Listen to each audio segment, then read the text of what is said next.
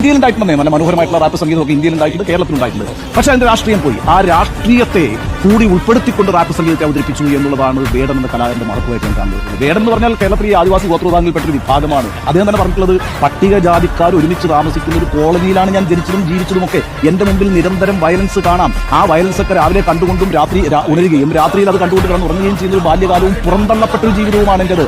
ആ ജീവിതത്തിൽ നിന്നാണ് ഞാൻ വരുന്നത്. അതുകൊണ്ട് ഞാൻ പറയുന്ന കാര്യങ്ങൾ ഇത് തന്നെയായിരിക്കുമെന്ന് പറഞ്ഞുകൊണ്ടാണ് അദ്ദേഹം ഈ പറയുന്ന കവിതകളൊക്കെ എഴുതിയിട്ടുള്ളത്. അദ്ദേഹം പറഞ്ഞൊരു പ്രധാനപ്പെട്ട കാര്യമുണ്ട്, ഒരു മാധ്യമങ്ങളും ഇന്ത്യയിലായാലും കേരളത്തിലായാലും ലോകത്തായാലും കാണിക്കാത്ത കുറേ ജീവിതങ്ങളുണ്ട്. ആ ജീവിതങ്ങളിൽ പെട്ട ഒരുവനാണ് ഞാൻ. അതുകൊണ്ട് പുറന്തള്ളപ്പെട്ടവനാണ് ഞാൻ. പുറന്തള്ളപ്പെട്ടവനായിരിക്കുന്നതുകൊണ്ട് തന്നെ ഞാൻ എന്റെ വംശത്തിന്റെ പ്രശ്നങ്ങൾ പറഞ്ഞുകൊണ്ടിരിക്കും എന്നുള്ളതാണ് അദ്ദേഹം മുന്നോട്ട് വയ്ക്കുന്ന രാഷ്ട്രീയം എന്ന് പറയുന്നത്. അതുകൊണ്ടാണ് ഞാൻ പറയുന്നത്, ആ രാഷ്ട്രീയം എന്ന് പറയുന്നത് വളരെ പ്രധാനമാണ് കേരളത്തെ സംബന്ധിച്ചിടത്തോളം. അല്ലെ, ഇപ്പം ഏതാണ് അടിമകൾക്ക് ഏതിടം ചരിത്ര പുസ്തകങ്ങളിൽ എന്ന് ചോദിക്കുന്ന ഒരാളാണ്. അയാളുടെ കവിത തന്നെയാണ് എഴുതുന്നത്. അയാൾ അയാളുടെ അനുഭവത്തെ തന്നെയാണ് പകർത്തുന്നത്. ഇനിയും മുതുകുകൂനിയും തലകുനിച്ചും ഇനിയും എത്ര നാൾ എന്നാണ് ചോദിക്കുന്നത്.